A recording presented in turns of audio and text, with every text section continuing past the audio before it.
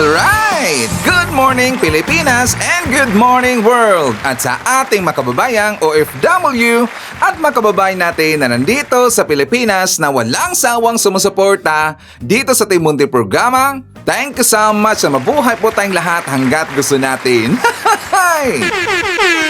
Well, anyways, tuloy-tuloy po tayo sa nagbabalita dito ng mga tamang balita at sagutin ang maling information na ipapakalat ng mga fake news peddlers ng mga anti-Marcos, lalong-lalo na doon galing sa mga DBS na mga saltik magabayan. Yes, dapat silang sagutin. Bakit? Kasi bagayan to sila na lagi pong naninira araw-araw kay BBM at sa Marcos Administration sa katagal na magabayan, akala mga paninira, batotoo yan sa mata ng ibang tao. So dapat silang sagutin kasi ang bagong Pilipinas, bawal po ang mga sinungaling. At syempre, kasama niyo pa rin si Sir Ivan, ang pinakabulol na vlogger sa balat ng YouTube, para bibigyan sa inyo ng mga totoo at mga preskong balita na kinukuha natin sa ating kapitbahay na social media.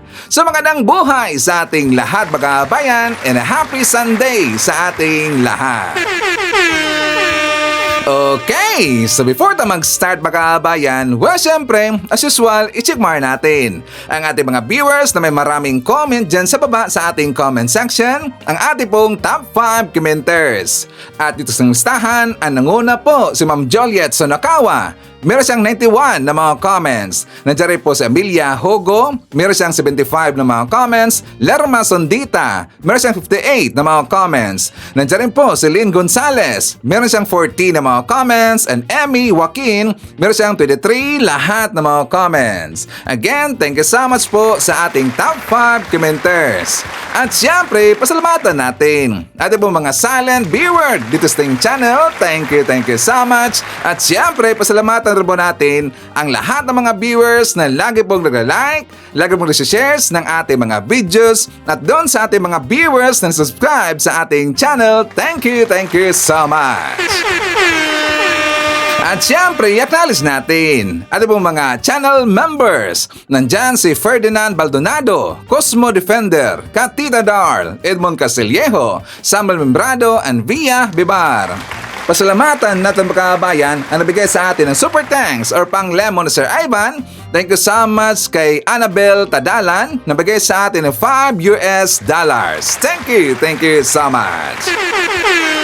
At syempre, i-greet natin ating mga suki, mga early birds. Yun ang una sa pag-comment dyan sa baba sa ating comment section. Nandyan sila si Moonflower, Brian Baltasar, Trining Lozano, Leonardo Steliero. Nandyan rin po si Julieta Avinio, Rayon Enecosi, Florfigo Mapak, Freddy Madrigal, Haitso Tinkerbell, Amor Taghoy, Mercy Ancheta. Nandyan rin po kasama natin si Maria Marilyn Imbido Bautista, Grandma Malo Whitey, Rose Guevara, Charlie Istabaya. Nandiyan rin po si Jaime Garcia from Nottingham, UK.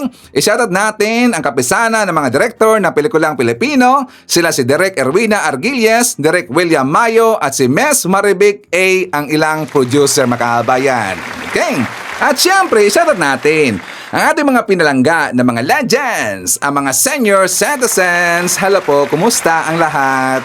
And also, i-greet natin ng happy birthday si Anthony T. from Amelia Hogo.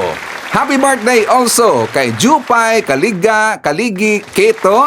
And also, happy birthday ka sa papa ni Sir Leonardo Manansala. Happy birthday! Okay, so kumusta ang lahat mga kabayan? How are you today? Well, I am very happy. Happy, ang dami I am very happy today mga kabayan kasi nga kahapon ang daming nangyari. Ang daming good news. Siya nga pala, happy blessed Sunday nga pala no sa ating lahat. And I'm sure that some of you na very busy mga kabayan. Ang iba pumunta doon sa ibang lugar, nangaligo sa dagat mga kabayan. Tagalog ba yung nangaligo? Naligo sa dagat mga kabayan or saan mang lugar na tourist spot, nandun sila ngayon kasi nga Sunday mga kabayan. Kapag Sunday is for family. Pero wag niyo pong kalimutan mga kabayan. Siyempre kapag Sunday, dapat magsimba rin po tayo. Okay? So anyways, si Sir Ivan ang bahala sa inyo today. Ano nangyari kahapon Sir Ivan? Abay, as usual, kinuig si Sir Ivan. Kinuig tayo ng mga trolls makabayan. Ang dami talaga eh. Doon sa Facebook natin, kasi nga nag-post ako doon, diba, meron pong nangyari na rally kahapon doon sa Mandawi, Cebu makabayan. Ang kanilang rally kagabi, yung indignation. Ano na indignation? Indignation, ang meaning niyan, Inday Digong Corruption Rally makabayan. Hey, sakto ba yun? Indignation. Yun ang meaning makabayan. Di ba sakto ba yun? Indignation, Inday Digong Corruption Rally. Kasi nga sila po ay corrupt na mga tao makabayan. Kitang-kita naman yan eh. Di ba DDS? Corrupt na corrupt talaga. Ngayon, doon po sa rally kagabi makabayan, kinuha si Sir Ivan. Bakit? Kasi nag-post ako doon sa Facebook. Nilangaw ang kanilang rally makabayan.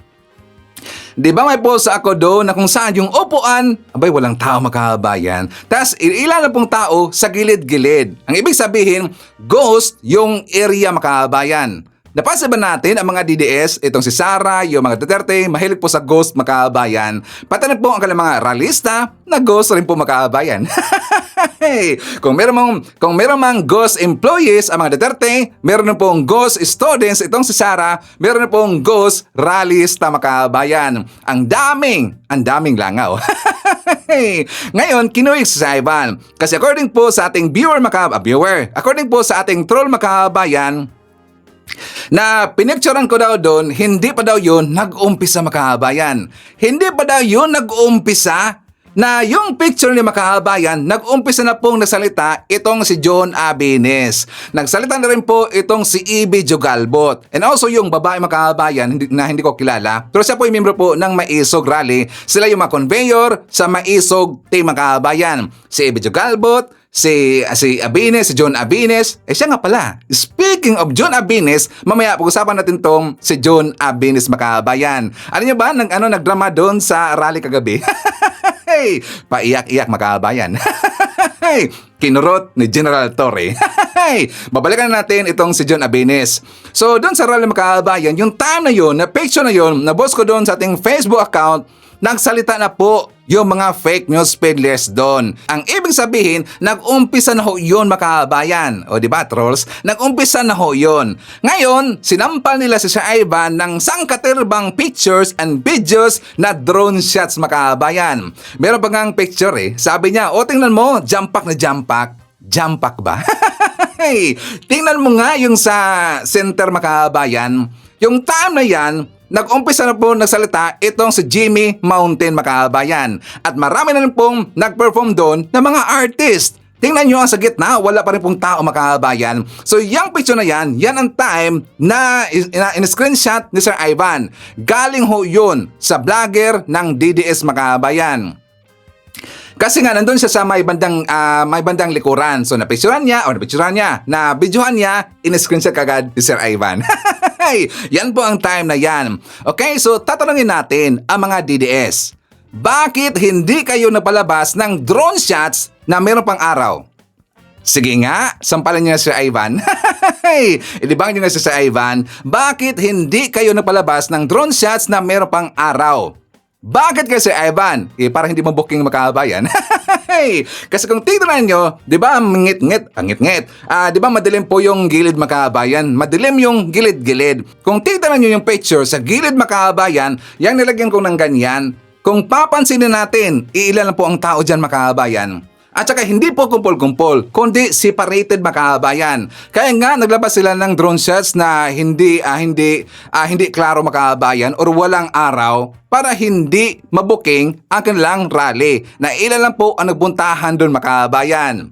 Diba sabi ko sa inyo na ang Mandawi, ang Cebu City, yan ay lugar ng mga makamarkos. Yan ay lugar ngayon ng mga pro-admin supporter. Marami diyang mga loyalista. Marami diyang mga pinklawan. Ang mga Duterte, iilan na lang po makabayan. Kasi nga, nabuking na dito ang mga Duterte. Niligwak na sa Cebu City.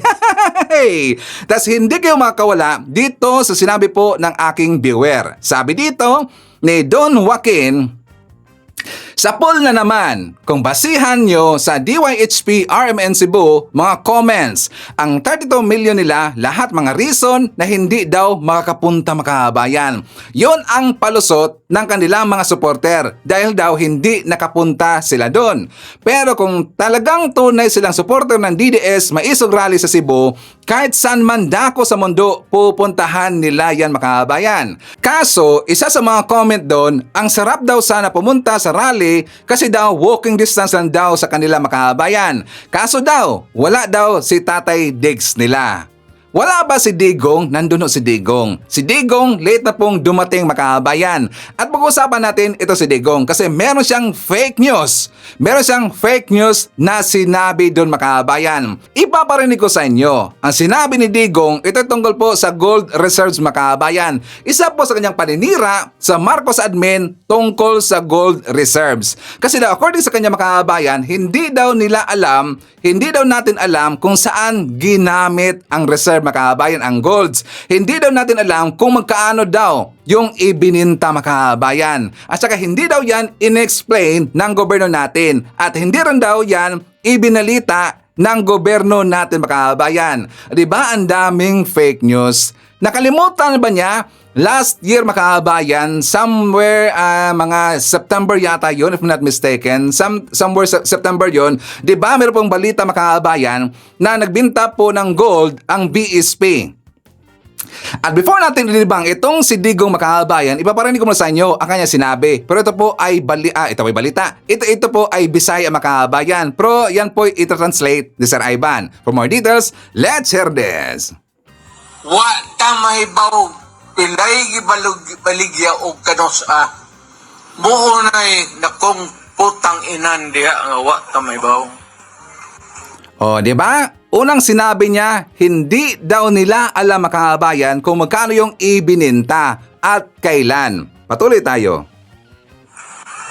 Wa ta kahibaw ang gold diin gibaligya og pila.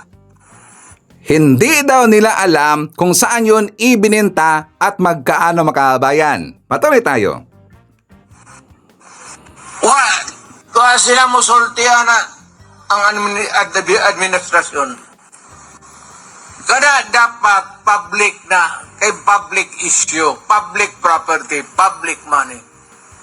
Mukha yatang naka-fentanyl makabayan. Hay yata to eh. Sabi niya, hindi daw yan sinabi ng Marcos admin makabayan. Dapat daw, may karapatan daw yung mga tao malaman ito kasi ito dapat ay public info makabayan. Patuloy tayo. Aniyat, ingnan mo, padoon na siya sa pagka-dictator eh. Padoon na siya dito, di naman. Aba, sabi niya na papunta na daw ito sa dictatorship makabayan. Papunta na daw si PBM bilang isang dictator. Para sa akin, walang problema na maging isang dictator si PBM. Kasi kitang-kita ho natin kung paano siya magtatrabaho makabayan. At kapag itong mga gonggong na mga pasaway sa ating lipunan, kapag sumusobra na makabayan at kapag hindi na po makokontrol, lalo na sa mga fake news sila. Okay lang sa akin, butong-buto ako ay agree na maging diktador si PBM. Walang problema sa akin makabayan, susuportahan ko siya. Magbaling-baling, og ingno ni mo, hoy, hay naman tong among gold, di man ni mo magbaligya. Pilay imong halin. Wala na. They don't bother to answer. And they don't bother really to give a statement to the Filipino people. Lisod na. Perting lisura na. And after po sa kanyang, dun sa kanyang speech makabayan, sabi niya, papunta na daw tayo sa wala ng pera makabayan. Ano ba, gonggong talaga? Diba sabi ko sa inyo, sabi niya, na hindi daw ito ibinalita ng gobyerno natin. Hindi rin daw na-explain ang gobyerno natin kung bakit nagbinta, saan ibinenta, at magkano yung balik makabayan. Diba gonggong talaga eh, tayo pa'y uutuin makabayan. According to my memory, sakto ba yun? According to my memory, last year makabayan, nareklamo pa nga, diba si Senator Amy Marcos makabayan, binatikos pa nga ni Senator Amy Marcos yung taga-BSP. At saka sabi po ng taga-BSP makabayan, diba, last November 7, 2024, Sabi ito sa balita, BSP binatikos ni Aimee sa pagbibinta ng 25 toneladang reserbang ginto mga kababayan. So according po, explanation po ng taga BSP mga kababayan, sabi dito, Pilipinas sold 24.9 tons of gold in first quarter 2024, part of a strategy yan sa BSP. Kasi sabi dito na taga BSP, the BSP took advantage of the higher prices of gold in the market and generated additional income without compromising the primary objectives of holding gold, which are insurance and safety. So yan ang explanation ng taga BSP mga kabayan. Siya pala, sino dito yung magaling po sa cryptocurrency? Sino ang magaling dito sa stock marketing mga kabayan or stock markets? Sila ang makakaintindi niya mga kabayan. Like for example, dito po sa mga finance managers, basta sila po ang makaalam niya mga kabayan. Like for example, dyan po sa mga about sa mga financing, alam na alam nila yan kung bakit ibinenta yung gold reserves natin mga kabayan. Bakit Sir Ivan? Kasi nga kapag makita po ng taga BSP na mataas po yung valor, alam niyo ba yung valor mga kabayan? Yung value po ng gold, mag-take advantage sila, ibibinta lang mga kabayan. Pero hindi lahat ibibinta. Depende kasi yan kung magkano rin po yung balik na gold reserves natin. Ibig sabihin, magkano yung gold reserves na ma-generate ng Pilipinas mga kabayan para hindi po malugi ang Pilipinas. Ganon ho yan. So nung time na yon, last year mga kababayan, mataas kasi ang value ng gold. Kaya nagbinta ang BSP. Ngayon, tatanungin natin itong si Digong mga kababayan. Itong si Digong sa kanyang panahon, alam nyo ba, malaki ang kanyang ibinenta na golds mga kababayan. Golds, marami ho. Kasi umabot lahat ng 49.31 tons lahat ang ibinenta na gold ni Digong mga kababayan sa panahon niya. At saka yung time na yan, hindi pa umabot ang pandemya. Diba? Na-explain ba siya? Hindi. Ibinalita ba niya? Wala. Diba? Magkano yung valor mga kababayan or magkano yung naibenta na value ng Pilipinas doon sa gold? In-explain ba niya? Hindi. Kahit mag-review tayo ng kanyang mga pronouncement ng mga announcement mga kababayan, wala tayong marinig. Kahit anong scroll ko na hinanap ko yung mga interview ni Digong tungkol sa golds mga kababayan, wala siyang in-explain kahit isa mga kababayan. Tas ngayon, gusto niyang pag-explainin po ang Marcos admin, saan daw ibininta, magkaano daw yung kuha mga kababayan, gunggong talaga eh. Ngayon, babalikan natin, ito pong gold reserves na value mga kababayan kung magkano yung growth per quarter average sa every administration mga kababayan. Sa panahon po ni Noynoy, ni Pinoy mga kababayan, sa panahon po ni Pinoy, ang growth per quarter average po ng gold reserves natin is only 0.216 mga kababayan. Hindi masyado. Walang masyadong na-generate ang Pilipinas na gold sa panahon po ni Pinoy mga kababayan. Sa panahon rin po ni Digong, ang growth per quarter average is only 0.245 mga kababayan. Napakaliit lang po. Napakaliit lang next siya kay Pinoy. Hindi masyado nakagenerate ng gold reserves ang Pilipinas sa panahon ni Digong. Bakit kasi Ivan? I don't know. Siya ang nakakaalam dito mga kababayan. Sa panahon ni PBM, tingnan nyo ang growth per quarter average mga kababayan. 2.24 tons ang na-generate ng Pilipinas na gold reserves mga kababayan. Ang dami ho. Kaya mas marami pang ang na-generate natin na gold reserves kaysa ibininta natin mga kababayan. Sa panahon ni Digong, kukunti lang nga lang, or ang tawag doon sa Tagalog mga kababayan, kakarampot na nga lang ang na-generate natin na gold sa panahon ni Digong, malaki ang kanyang ibininta mga kababayan. O diba? Sige nga, DDS, i-debunk nyo si Ivan. Yan po ay data, galing ho yan, nandyan na po yan sa Google. Napaka-easy po yan i-search mga DDS. Sige nga, sampalin nyo ng ebidensya sa Ivan. Not me. Not us. Kaya nga, napakasinungaling itong si Digong mga kababayan. Kitang-kita mga kagabi, muti siyang maganon mga kababayan. Nung nandun na pa siya nagsalita, meron siyang, may time siya doon na medyo nag-delay ang kanyang salita kasi nga siguro parang nawala siya sa kanyang sarili mga kababayan. Meron, like for example, nung time po nandun sila sa Bonifacio ba yung mga kababayan, Nung time po sa Maisog Rally, na bigla siyang nawala sa kanyang sarili mga kababayan, almost po nangyari kagabi doon sa rally nila sa Mandawi mga kababayan, sa Indignation Rally. Muntika na eh. Siguro nag-overdose sa Fentanyl mga kababayan. Ano na, DDS, idibang nyo nga si Ivan. O, diba? Kayo kasi mga fake news kayo. Kayo kasi, kung sasampalin nyo ng mga pictures at saka videos si Ivan, hindi nyo kayang madibang si Ivan. Kasi nga, doon pa lang sa ating question mga kababayan, kung bakit hindi sila naglabas ng drone shots na meron pang araw mga kababayan para hindi sila mabuking. Ibig sabihin, ang conclusion natin, nilangaw ang kanilang rally.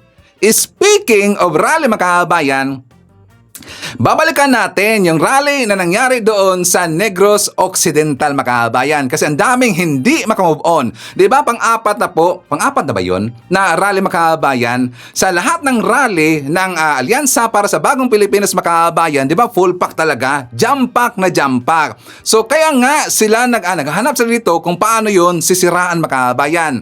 Na nakita nila ang Negros Occidental na punong-puno yung kolisyon mga kababayan, so hindi nila masabi na nilangaw. So ang ginawa nila, binayaran na mga kababayan. Pero ang kanilang script na booking ni Sir Ivan, booking na booking, hindi yata sila nakagantindihan mga kababayan. Siguro ang GC, iba ang GC ng isa na to. Kasi unang sinabi ni Joy the Vibrator mga kababayan, sabi niya, Victoria City, ang cheap nyo sabi niya, 300 to 500 lang bigay sa inyo for attendance. 300 daw to 500 daw ang ibinayad sa kanilang makabayan para daw pupunta doon sa rally. Sa Carmen daw, sa Davao, tag 1,000 daw makabayan. Huwag kayong papayag na yan lang bigay sa inyo ng team Sinusuka daw makabayan. Ngayon, ito nakakatawa kasi nag-post po itong nagangalan yung fake news peddlers na si Marlene Cadalso makabayan, si Marlene Mamangon. Naalala ba natin si Marlene Mamangon? Yung last natin na debunk makabayan, yung meron pong concert sa ibang lugar, nilagyan niya ng audio na Duterte. Naalala ba natin yun? Diba didebunk natin? Yun po ay concert ng Imagine Dragons makabayan. Ngayon, nag-post na naman. Sabi niya, after sa rally sa Negros Occidental makabayan, nung umuwi na po sila si PBM, tas nag-uwian makabayan, sabi niya, nakagulo daw. Nakagulo na nga silang lahat kasi walang ibinigay, kawawa naman mga pinapapunta dito. O diba, hindi nag-coincide ang mga sinasabi makabayan? Gonggong talaga eh. Diba, ganun kasi mga fake news peddlers kasi hindi nila alam ang kanilang gagawin makabayan kung paano sisiraan ang Marcos admin. Kung paano sisiraan si PBM. Ang sinabi ni Joy the Vibrator, meron dang bayad 300 pesos to 500 pesos. Dito walang bayad makabayan. O, diba? Yun po ay mga organic. Yun po ay mga supporter. It's senators makabayan. Kaya nga marami. So dito, hindi na kayang gibain, hindi na kayang basagin ang imahe ng alyansa para sa Bagong Pilipinas makabayan. Ngayon, ipapakita ko rin po sa inyo. Kasi kahapon, may nangyari makabayan. Si Jun Abinis, mamaya na yun. Kasi pipitikin ito yung makabayan. Kahapon, doon sa Etsusuan, kasi nga, di ba, marami silang rally kahapon makabayan.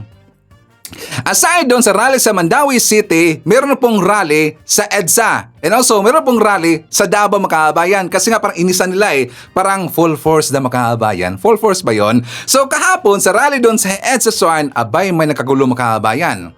Kasi according doon sa video nakita ko, meron silang kinuyog doon. Merong hinaras doon na isang babae na pagkamala nila na isang spy, BBM supporter makabayan. Tas gonggong talaga, napaka-violente makabayan. Isipin nyo po, kapag pupunta kayo doon sa mga nagrally na mga DDS makabayan, delikado. Delikado talaga kasi sila po ay napaka-violente makabayan. Ito ang nangyari. BBM. Kasama na tayo mga vlogger. BBM vlogger, sino?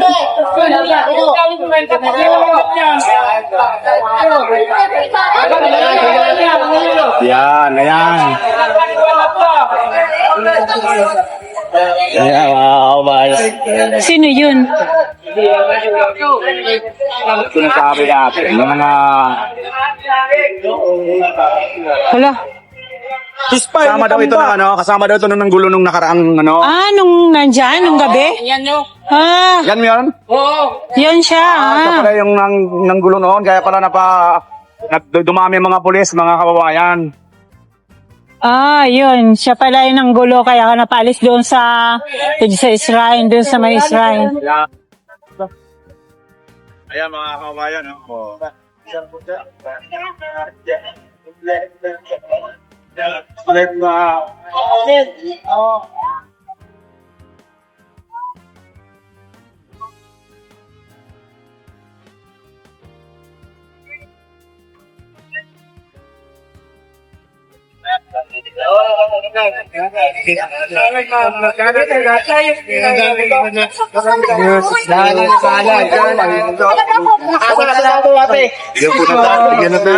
Huwag kayo dito, nakakabahan kayo sa bayan eh.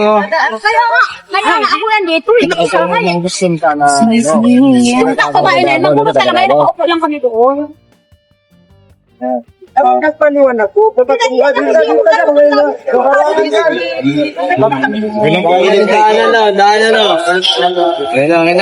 hindi ka nagsako. Dapat nagpaliwanag ka.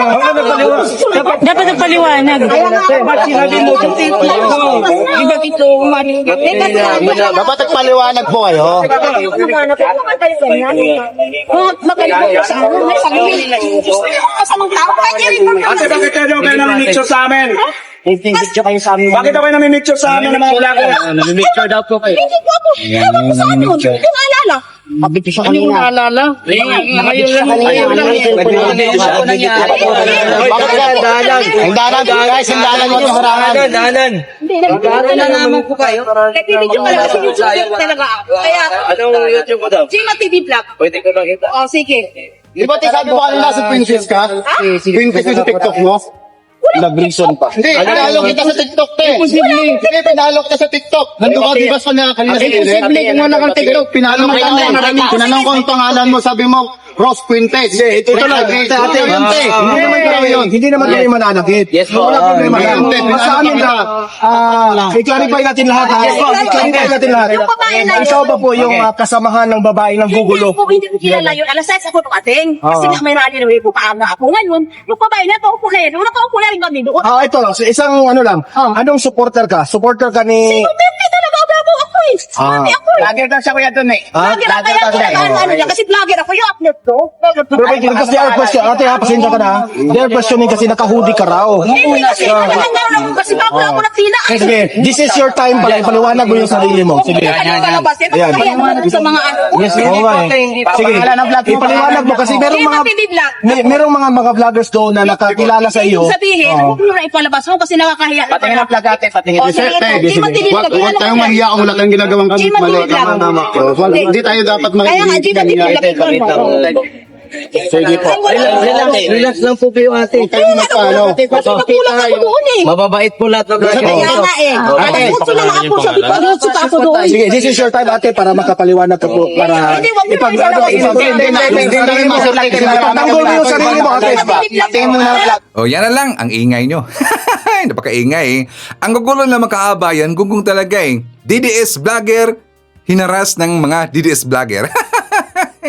Ang gugulo talaga eh. Tingnan nyo kung ano mangyari kapag ikaw ay pupunta doon sa mga rally ng mga DDS makaabayan. Tapos kapag mapagkamalan ka na isang spy na mga makamarcos vlogger makaabayan, yan ang mangyari sa inyo. Kukuyogin ka. O baka ikaw ay bubugbugin makaabayan.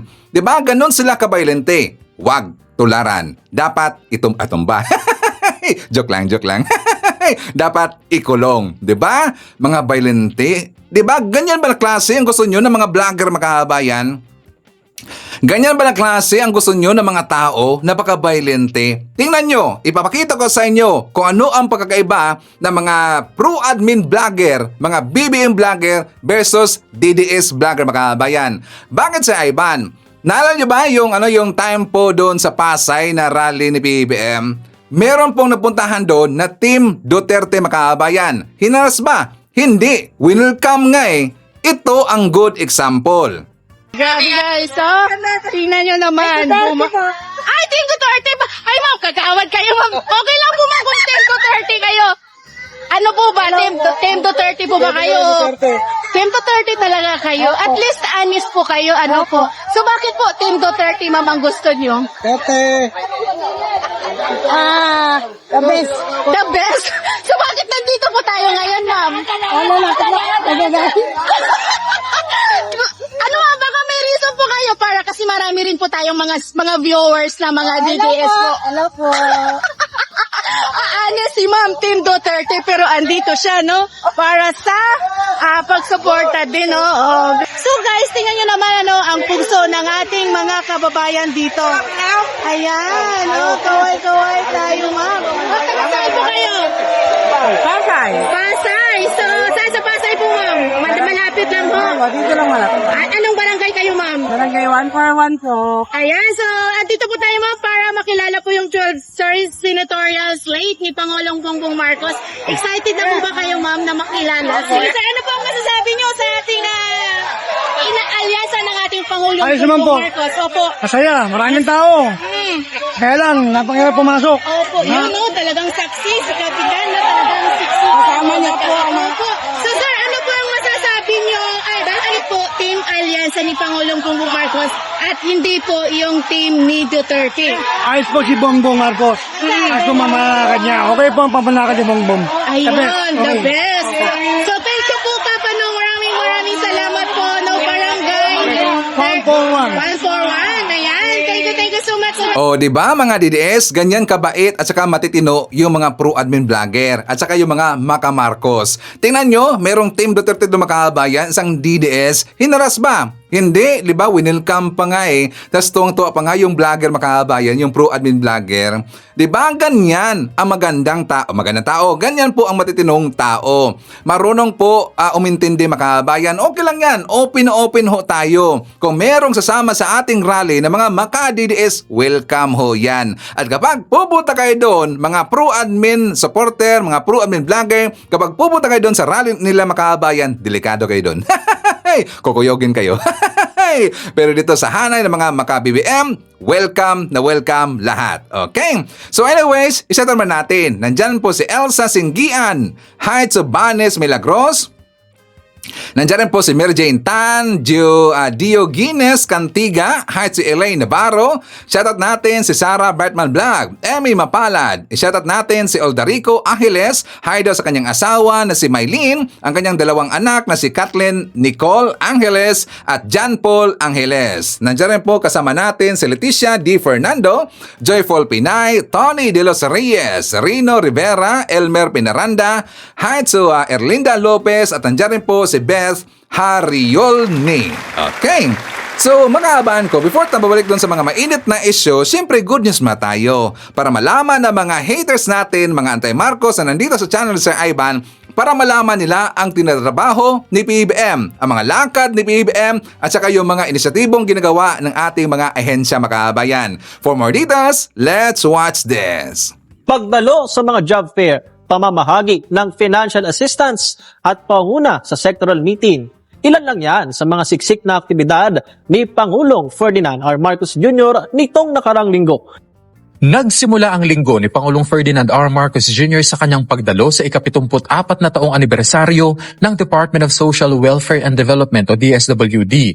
Pinangunahan niya ang paglulunsad ng pamilya sa bagong Pilipinas na naglalaman ng programa at serbisyo na magiging gabay sa pagpapataas ng antas ng pamumuhay ng mga benepisyaryo ng DSWD. Pinasinayaan din ang Harmonized Electronic License and Permit Systems o HELPS, gayon din ang MTA o Minors Traveling Abroad Systems para sa online application ng mga minor de edad na nagnanais lumabas ng bansa. Pinangunahan din niya ang isang sectoral meeting upang talakayin ang pagpapatupad ng Anti-Agricultural Economic Sabotage Act at mga usaping kaugnay ng coal moratorium at coal mining. Binigyang diin ng Pangulo ang pangangailangan ng isang nagkakaisang hakbang upang mapatatag ang presyo ng pagkain sa bansa. Ipinunto rin niya ang kahalagahan ng pagkakaroon ng maaasahang supply ng kuryente na anyay kritikal sa pagpapanatili ng katatagan ng ekonomiya at kabuhayan ng bansa. Huwebes, nanguna naman ang Pangulo sa oath-taking ng 35 bagong promote na general at flag officers ng AFP at 9 na graduates ng Foreign Pre-Commissioned Training Institutions o FPCTI. Hinikayat niya ang mga ito na patuloy na isabuhay ang core value ng sandatahang lakas sa pagtupad ng kanilang tungkulin, lalo na ang papel ng institusyon sa pagprotekta sa teritoryo ng Pilipinas, gayon din ang seguridad ng bawat Pilipino. Pinatitiyak din ng punong ehekutibo sa AFP na siguruhing magiging maayos ang hatol ng bayan 2025 sa Mayo. Nag-courtesy call din sa Pangulo si Czech Republic Defense Minister Jana Cernokova. Binigyang diin ng Pangulo ang tumitibay na kooperasyon sa pagitan ng dalawang bansa, gayon din ang potensyal para sa mas malalim na kooperasyon sa iba't ibang sektor, kasama na ang partnership sa ekonomiya, depensa at seguridad at diplomatikong ugnayan. Nagtungo din ang Pangulo sa Dumaguete City, Negros Oriental para sa trabaho para sa Bagong Pilipinas Job Fair, kung saan libo-libong trabaho ang nagbukas para sa mga aplikante.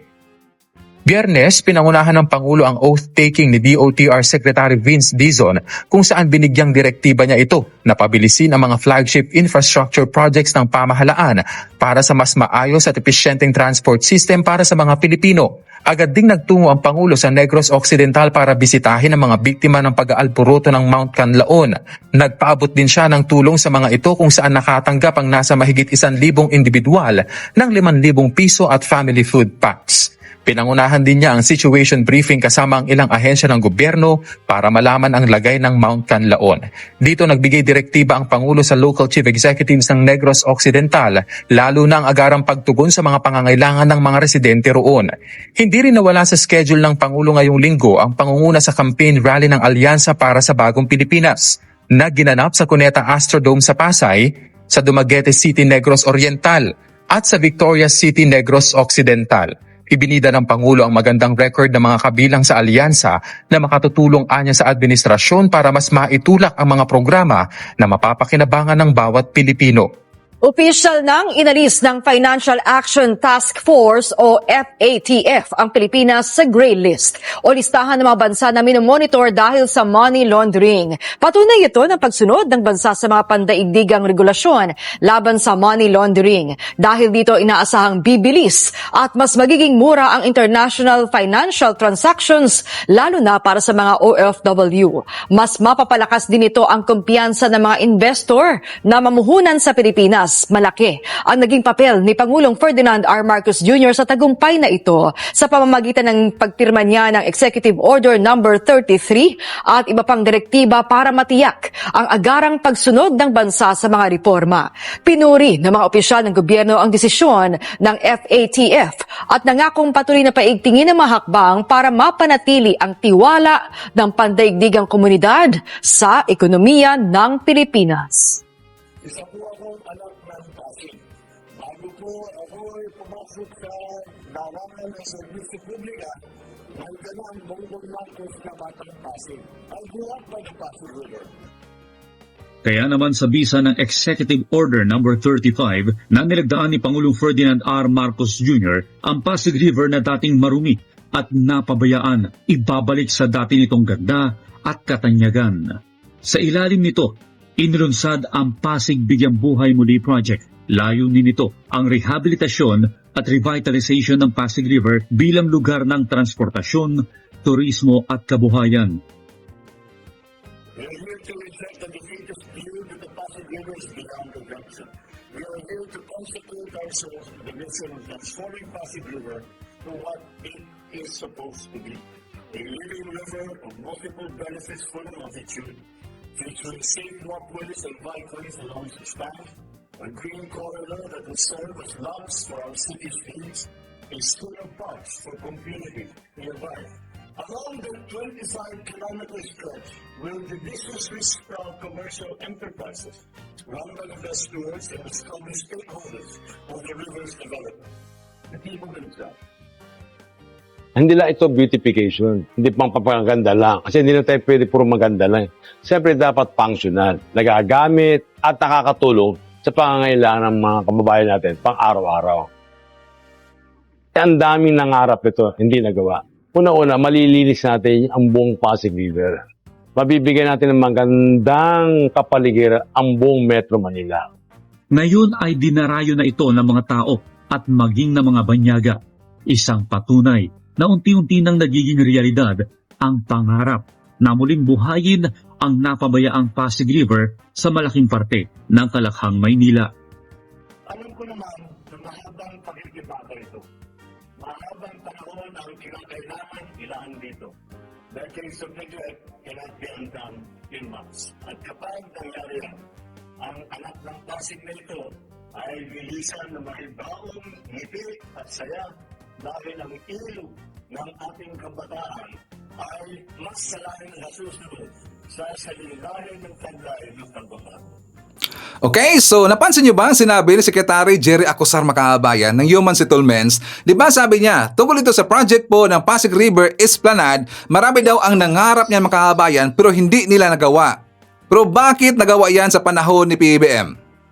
Di ba? Tingnan nyo ang kaibahan Makabayan, bakit niya nagawa sa panahon ni PBBM? Ibig sabihin, magaling po na lider si PBBM at kasama niya si FLD sa Makabayan. Tingnan nyo ang kanilang tandem, si PBBM at si FLD sa Makabayan, magaling ang kanilang tandem. Maganda ang kanilang tandem Makabayan kasi silang dalawa ay nagkakaintindihan. So tingnan nyo, maraming nag-invest, maraming tumulong dito ng mga lider sa ibang bansa Makabayan para po matapos ang Pasig River Esplanade. Maganda na po Makabayan. Maraming nangarap niyan pero hindi nila nagawa Makabayan. And also, tungkol rin po doon sa balita sa portion po Makabayan, tungkol doon sa gray list ng ibinalita po ng FTHP yata yon na tinanggal na po sa gray list ang Pilipinas tungkol dito sa money laundering Makabayan.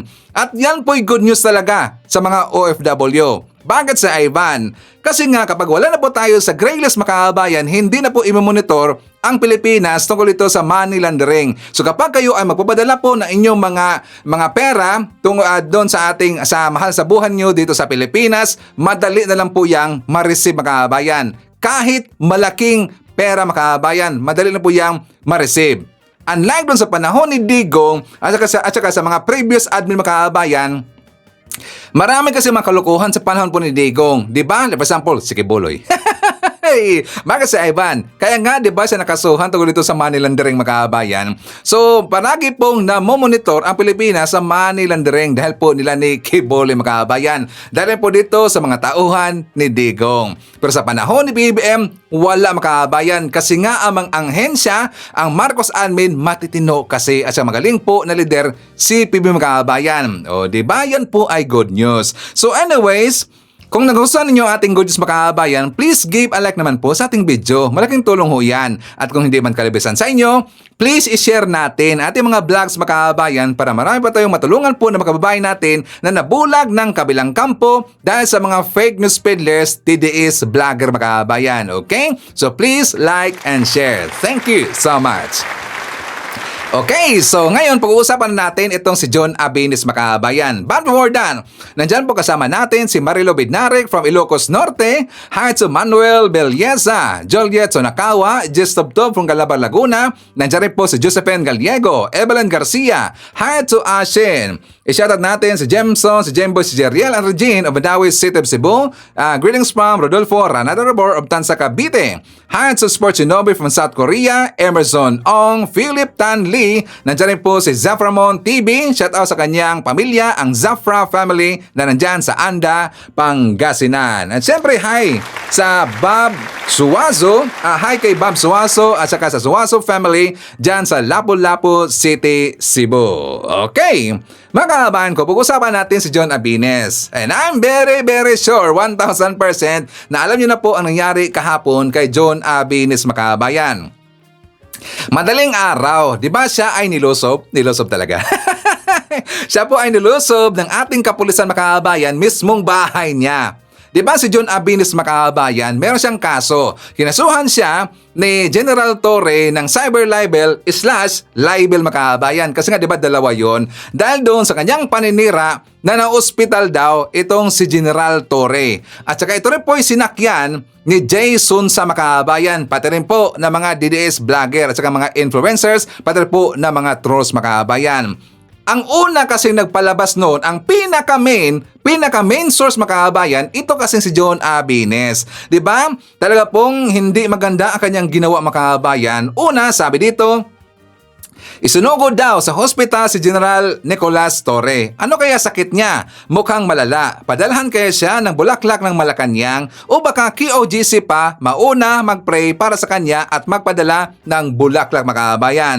O di ba talagang hindi maganda ang kanyang pinos kasi nga ang pamilya ni General Torre naapektuhan mga kababayan. Di ba nag-alala? Kasi nga doon sa post ni John Abines, maraming nag-alala kay General Torre mga kababayan, included ang kanyang pamilya. So siya ay kinasuhan ni General Torre mga kababayan. Pero yan kasi ay binaliwala lang ni John Abines. 'Di ba? Hard-headed talaga. Saka dito rin po sa TRICOM mga kababayan, si John Abines pa rin po, 'di ba siya imbitado doon sa TRICOM, hindi rin po nagpapakita, kundi dumiretso sila doon sa Supreme Court para harangin yung isinagawang hearing ng TRICOM mga kababayan. The Senate po dito sa kanyang kaso, binaliwala niya ang kaso or ikinaso ni General Torre sa kanya mga kababayan. Ngayon, dahil nagpalabas po ng search warrant ang RTC Branch 10 sa Cebu City mga kababayan, pinuntahan kaagad ng grupo ni General Torre ang bahay ni John Abines. That is dawn time yata, if not mistaken, mga alauna yata yung mga kababayan. Alauna ba yun or alas 2 ng madaling araw? Basta madaling araw mga kababayan. Nag-uula si John Abines. Wala pang t-shirt eh. So before natin ipapatuloy ang ating reaction mga kababayan at saka i-debunk natin itong mga fake news ni Banat Bay. Sana rin po General Torre, please kasuhan niyo rin po itong si Banat Bay kasi napapakalat siya ng fake news. Ito ating balita. Ito na nga, malupit po ang nangyayari ngayon dyan sa Cebu. At ang komento nga ng mga kababayan natin ano ho ba, meron na ho bang martial law dyan sa Cebu? Kasi itong isang lead convener po ng Maisog dyan sa Cebu na may gagawin pa namang rally ngayong araw na ito ay nagkaroon po ng search sa kanyang bahay, kinuha po yung cellphone, kinuha po yung kanyang laptop, talaga hong nilusob ng mga pulis. Naku po, patay tayo dyan. Alam mo, ikaw talaga, Marbil, ikaw ay sunod-sunuran talaga dito sa bata mong si Romualdez. Hindi, alam nyo kung bakit mga kababayan? Kasi alam naman po natin, itong si John Abines din po ay isa po ito sa mga 37 na pinapatawag ng kamera. At hindi nga din po ito nagpunta at tila ngayon pinag-iinitan. Naku po, hindi maganda yung ginagawa ninyong yan ha. At pinapakita nyo talaga na kayo ay nananakal ng free speech. Tingnan nga ho natin yung balita na yan. Ano ba ang sabi dyan? Ito. Pakita ho natin ha. Para ho ating itong balita na ito. Ito. Ang naglabas po niya ang balita na yan ay ito pong DYAR 765 SMNI Radio. Ayan o. Ito po yung post ni Ernest Abines. Ayan po. Sabi niya, PNP now are seizing my home and my phone. Naku po, patay tayo dyan. At ang nabalitaan nga po ng DAR o yung mga taga-SMNI po ay ito, ayan sabi, breaking news, John Abines, leader sa Maisog, Cebu, gisilbihan o search warrant. Pasensya na po, dili man ako makasabot ng Bisaya. Si John Abines nga lead convener sa hakbang na Maisog, nagpost ng, naku po, pasensya na mga kababayan, hindi po natin ito masyadong alam. Pero alam mo naman, in this day in age, meron pong malupit na yung kaibigan. Sino po ba itong kaibigan natin? Itong kaibigan natin na i-interpret ng balita na yan ay walang iba kundi si ChatGPT. Sana tama ang kanyang interpretasyon. Ayan, ito, papakita natin ang interpretasyon ni ChatGPT. Ayan. Ito po ang kanyang interpretasyon. Sabi niya, John Abines, leader sa Maisog, Cebu, sinilbihan ng search warrant. Si John Abines, ang lead convener ng hakbang na Maisog, ay kamakailan lamang nag-post na pinasok ng PNP ang kanyang bahay malapit sa Maharlika Gym, Sambag 2, Cebu City. Siya ay sinilbihan ng search warrant kaugnay umano sa illegal na pag-access ng impormasyon at data ng PNP. Naku po, ano yan? Bagong inventong kaso na naman yan. Kinumpiska ng mga otoridad ang kanyang laptop at cellphone para sa investigasyon. Sa kasalukuyan, hindi makontak si John. Naku po, hindi makontak si John Abines. Masamang tao talaga kayo. Si Abines ay isa sa mga nangunguna sa gaganaping indignation rally ngayong Pebrero 22 sa Mandawi City, kung saan mismo dating Pangulong Rodrigo Roa Duterte ang dadalo. Nako! Kaya pala, nako po, masama itong ginagawa ninyo. Masama itong ginagawa ninyo, PNP. Ginigipit nyo yung tao. Ayan ito yung picture na kung saan pinasok ko ng mga PNP, may search warrant.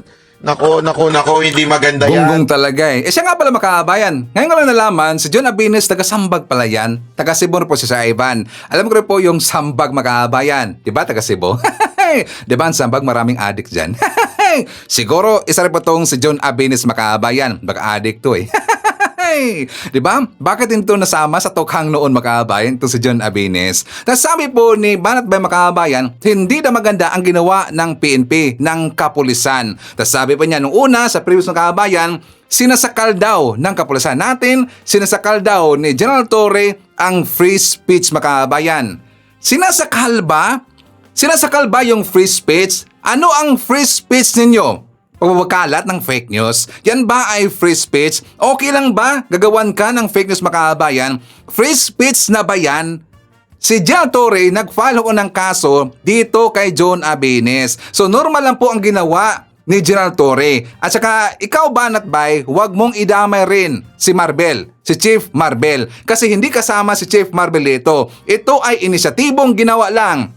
Alone, sakto ba yun? Alone, si General Torre na po ito ang nakapag-isip mga bayan or nag-isip nito. Di ba in-interview siya? Siya na po ang nag-isip nito. Walang kasama. Kasi karapatan niya makabayan. Si General Torre, not just police, also a netizen.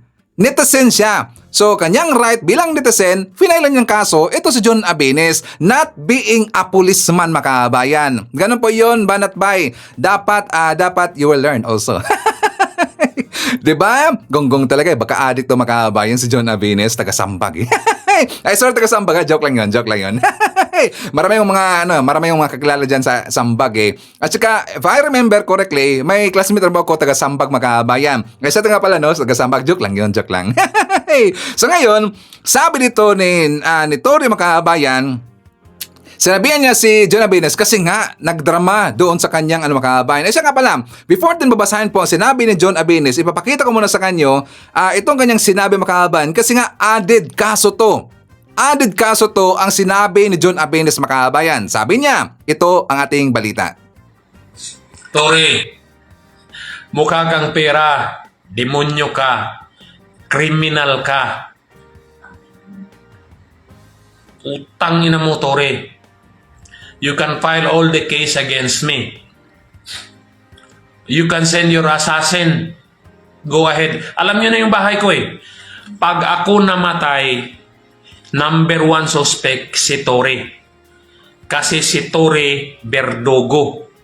Si Torre, parang asong ulol yan.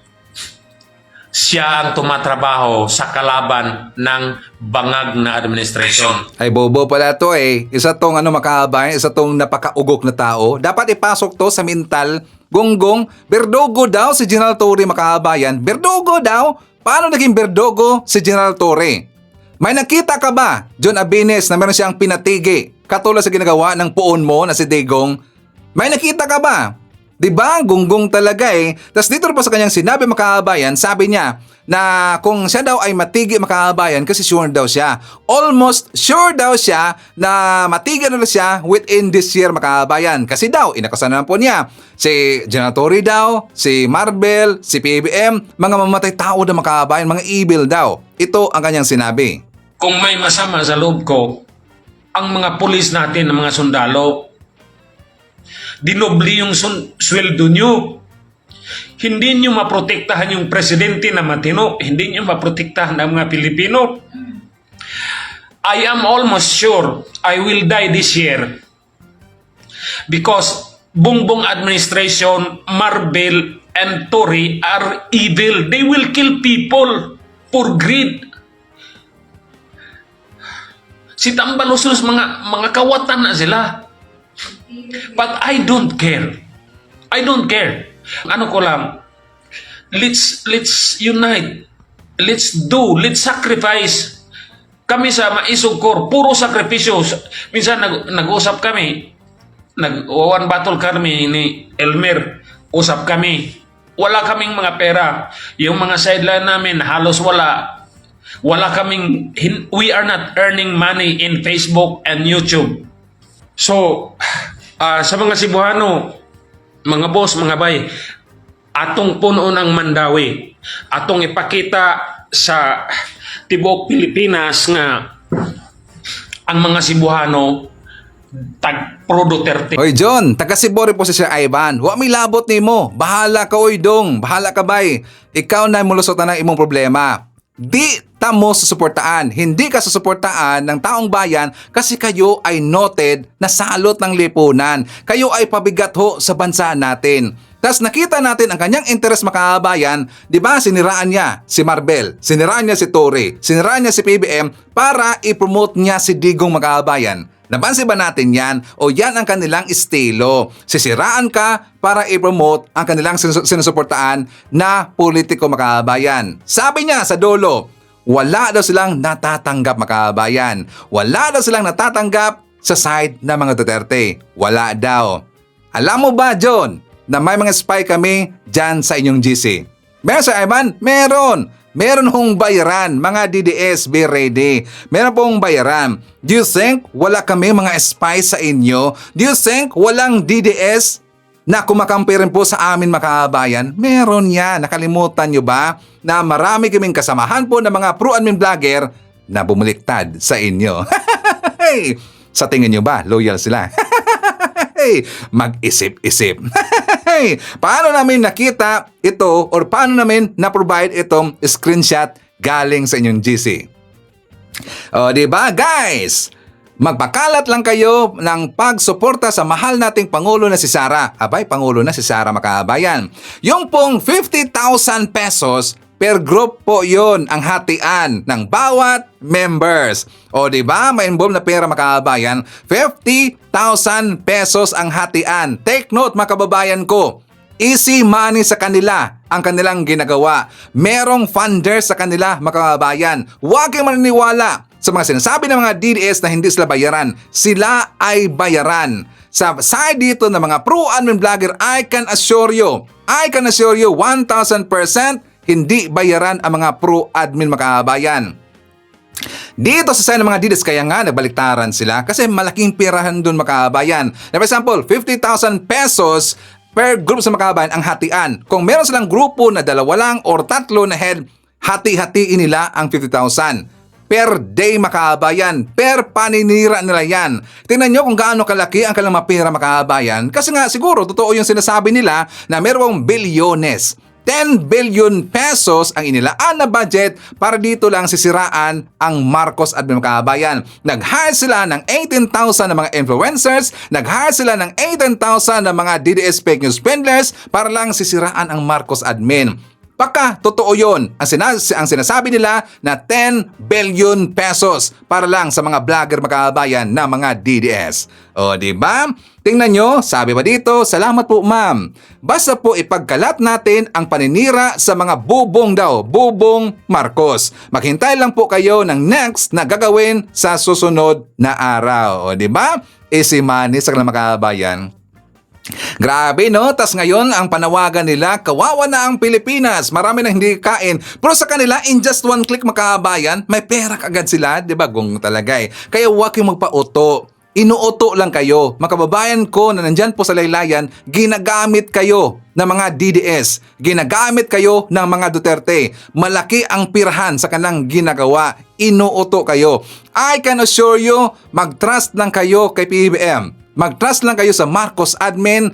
Magaling po na leader si PBM. Nasa tama tayo na patutunguhan. Kung napapansin natin, 'di ba? Meron na pong tayong narinig po ng mga magagandang mga programa, magagandang nangyayari sa Pilipinas. Pero yan kasi ay pilit na sinisiraan, pilit kasing ginigiba ng mga DDS. Kasi ayaw nilang umunlad ang Pilipinas under sa Marcos admin. Okay? So sana maintindihan nyo, no? Huwag kayong maniwala dyan sa mga DDS, ginagamit lang ho kayo. Okay? So anyways, nandiyan rin po si Danilo Argaren from Santa Maria, Bulacan. Hi to Dennis Fernandez, Jenny Howard, Felma Cabato, and hi to Nelson Junior Yap. Mga kababayan ko, ipakita ko sa inyo ang vlog ni Mike Abe. For more details, let's watch this. Ito po ang matindi ng nangyayari at mangyayari pa. Alam niyo kung bakit? Aba, ay grabe. Yung pong mga more or less, mga 30 na mga vloggers na identify sa Duterte team o kampo ng mga Duterte ay ipapakulong ng Kongreso kapag hindi umattend sa next hearing ng TRICOM tungkol sa fake news. Kasi merong show cause order, tapos sumagot sila, hindi rin na tinanggap ng Kongreso, meron ng subpoena. Alam nyo, ang subpoena, ibig sabihin yan, pag hindi umattend ka next hearing, ang ilalabas dyan, warrant of arrest. So, magkakasubukan. Mga vloggers, magkakaroon ng warrant of arrest, ipapakulong sila. Mga Duterte, marami na rin kasong kinakaharap, inciting to sedition before Department of Justice, si Digong Duterte at Vice President Sara Duterte. Si Vice President, si Sara, na-impeach na, magkakaroon na ng trial sa Senado sa susunod na buwan. Hopefully, matuloy na ito. So, yan po yung mga nangyari na on record. Hindi po ito fake news. Public knowledge na iba't ibang mga kaso ang kinakaharap ng mga Duterte sa mga investigasyon ng NBI, ng PNP at ngayon ay nasa Prosecutor's Office, National Prosecutor's Service, Department of Justice. Okay? Yung mag-amang Duterte. Mag-ama kasi si Pulong Duterte, kasama rin niyang kinasuhan ni Trillanes. So ang dami na pong kaso. Ito naman, hindi natin sinasabing guilty na sila. Sila'y kinasuhan dahil yun ang parte ng proseso, rule of law dito sa Pilipinas. Kung may nakikitang ebidensya, ang mga law enforcement agency, mag-file ng kaso, mag-iimbestiga, mag-file ng kaso against Duterte kung sino man. Okay? Dito naman po sa Kongreso, dahil nag-iimbestiga yung Committee on Public Information and Safety, Public Information at Information Technology, 3 komite tungkol sa fake news. Dahil ang sinasabi nila, yung fake news, yan po yung naninira, sumisira sa ating gobyerno, sa mga congressman at sa speaker, dahil dun sa investigasyon ng Quadcom, kaugnay sa Pogo, illegal drugs, at illegal na pagbenta at pagbili ng mga property ng mga dayuhan dyan sa Luzon. At daan-daang libo o libo-libong hektarya ng lupang nabili ng mga Chinese. Fake document at iba pa. Yan po yun eh. So, fake news, ang laman ng speech ng Congressman Barbers ay baka merong drug money, Pogo money doon sa mga vloggers. Kaya sila inimbestigahan dahil sa fake news. Pero binibigyan ng pagkakataon, parte ng due process yan, hindi sila sumisipot. Kaya umabot na ho sa subpoena at pag-aresto pag hindi pa sumunod. Next hearing. So, kung ipapakulong, makukulong sa Kongreso ang mga vloggers na identify sa mga Duterte, hindi po yan harassment. Yan ay bahagi ng proseso kasi kung dumating kayo at nirespeto nyo in aid of legislation, nirespeto nyo ang Kongreso, abay hindi kayo makakaroon ng problema. Ito namang magkakapatid, mag-aaman Duterte, kaya kinasuhan kasi base naman sa kanyang mga sinasabi. Ano ba ang sinabi kaya kinasuhan ni General Torre, si Digong Duterte? Dahil sinabi niya na dapat mawala ang buhay ng 15 senador at pasabugin daw yung Senado. Labag yun sa batas, kaya kinasuhan. Si Sara, bakit kinasuhan ng NBI sa DOJ? Ay kasi sabi niya, yung mahigpit na kanyang pagmumura at banta sa buhay ng First Lady, President Bongbong Marcos at Speaker of the House, labag din sa batas ayon sa NBI. So may mga pinanghuhugutan ang law enforcement agency kung bakit kinasuhan ang mga Duterte. At kung bakit naman gustong ipakulong ng Kongreso ang mga vloggers ay dahil nga sa fake news at hindi nila pagrespeto at pagharap sa formal invitation in aid of legislation investigation. Yan po yung nangyayari. At ngayon magsisimula pa yung trial kasi kahit anong mangyari, kahit nadidelay, hindi talaga pwedeng hindi makakaroon ng trial. Magagalit ang mamamayang Pilipino sa Senado kapag hindi nila ginawa ang kanilang mandato, obligasyon sa ilalim ng saligang batas. Pag nagkaroon po ng trial, expected natin na yung team Duterte, yung mga vloggers, yung mga troll, mga basher, mag-iingay yan. Dahil pabor yan for dismissal, pabor yung mga yan para ipagtanggol ang mga Duterte. Karapatan nila yon. Pero siyempre, aabangan natin yan. Dahil tayo naman ay susunod lang sa kung ano ang proseso na gagawin ng Senado. Yan ay kanilang obligasyon. After all, ang magde-decide kung guilty or not guilty ay ang mga senador judges, hindi korte, hindi Malacanang, hindi mga vloggers, hindi mamamayan. Ang magdidesisyon ay senador judge. At ang mamamayang Pilipino naman ang magde-decide kung dapat pa nilang ibalik sa pwesto ang mga senador sa pagdating ng next election.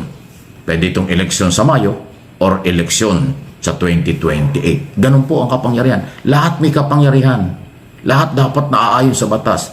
Lahat ay dapat naaayon sa mga bagay kung ano ang ating obligasyon at atin hong karapatan. Yun ang kailangan eh. Huwag nating sasapawan. No one is above the law. Yan lagi ko mo sinasabi. Kung yung mga kampo ng mga Duterte ay ano man ang kailangan sabihin na naaayon sa batas, okay lang. Pero pag lumabag sa batas, meron na silang accountability. Okay lang na sila hindi nakatingin sa ebidensya. Nakatingin sila sa Duterte lang. Bahala sila. Okay? Pero kung kanilang sasapawan, iimpluwensyahan, sisirain, aabusuhin, at lalabag sa batas para sa rule of law, proseso, meron silang pananagutan dyan. Okay? Kaya ho talaga abangan nyo, matindi pong debate at matindi pong balitan ito kapag nag-umpisa ng trial. Maniwala kayo. Kasi yung mga defense counsel, magkakaroon ng sariling spokesman yan. Magpapakalat din yan na kung ano ng balita. Ang prosecutor, ganun din. Ang mamamayang Pilipino, ang importante sa lahat. Tayong lahat yun. Sa Luzon, Visayas, Mindanao, may sarili tayong opinion at mga interpretation sa nangyayari. Kasi ang trial, yan po ay live sa telebisyon, sa radyo, at sa social media. Kaya lahat ng mamamayang Pilipinong magkaka-interest o dapat tayo magka-interest kasi people's money, pera ng taong bayan ang pag-uusapan dito sa issue ng graft in corruption at marami pa dun sa pitong article of impeachment. Kaya magkaka-interest ang tao. Magkakaiba lang ang oras sa buong mundo. Pero siguradong pag nagkaroon trial, aabangan natin. Iba itong trial na ito kaysa sa mga trial kay ERAP, kay Corona, doon sa pasintabi ng dating Chief Justice at iba pang impeachment. Ito, iba ito. Dahil ako'y naniniwala, gagawin ng lahat ng pro-Duterte ang mga pagbabalitang papabor sa kanila. Magkakaroon niya ng kanya-kanyang interpretation at speculation sa ongoing trial na gagawin pag nagsimula na ito. Kaya ho, maging matalino. Ngayon pa lang sinasabi ko, magpapakatalino po sana ang mga mamamayang Pilipino. Titingin sa ebidensya, titingin sa proseso, huwag titingin sa maniobra o pagpapakalat ng disinformation o fake news. Kung saan nanggagaling ang fake news, alam mo na yon. Kung saan nanggagaling yan at anong grupo, alam na ninyo yon.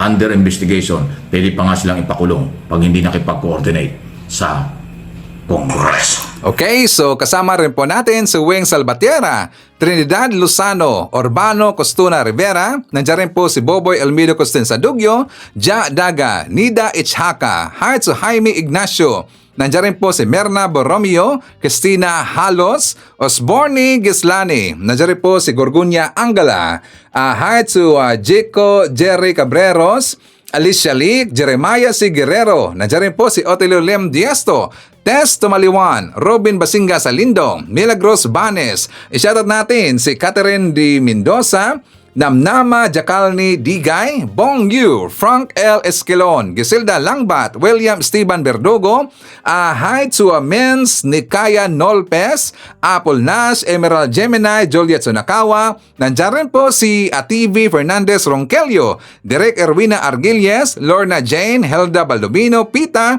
Evelyn Garcia, and hi to Sonia Hasigawa. Okay, so mga kababayan ko, yan natin manakalap na mga balitang ngayong araw. Kung nakaabot ka po sa portion na to, sana nakapag-like na ho tayo. Libre po ang mag-share, libre din ang mag-subscribe. Again, maraming salamat sa mga viewers na hindi nag-skip ng ating mga commercials. Thank you so much. At before natin tatapusin ating programa ngayong araw, sana sabayan nyo si Sir Ivan para sa ating live messaging prayer. Ama, nagpapasalamat kami sa iyo sa pagkakaloob mo sa amin ng bagong buhay at umaga. Tinatanaw namin ang buong araw na ito na punong-puno ng pag-asa. Nakikiusap kami na sana samahan mo kami sa aming paglalakbay nang di kami maligaw ng landas sa buhay. Huwag mo kaming hayaang manghina sa mga oras na dumaraan kami sa pagsubok sa buhay. Sa halip, pagkalooban mo kami ng lakas upang kayanin namin ang mga ito. Maging tapat at totoo nawa kaming katiwala at di tuso. Maging gabay kanawa namin tungo sa maayos at payapang buhay. Ang lahat na ito ay aming sama-samang panalangin sa pangalan ng ating Panginoong Jesucristo. Amen. So maraming salamat mga kababayan, and I hope to see you again on my next video.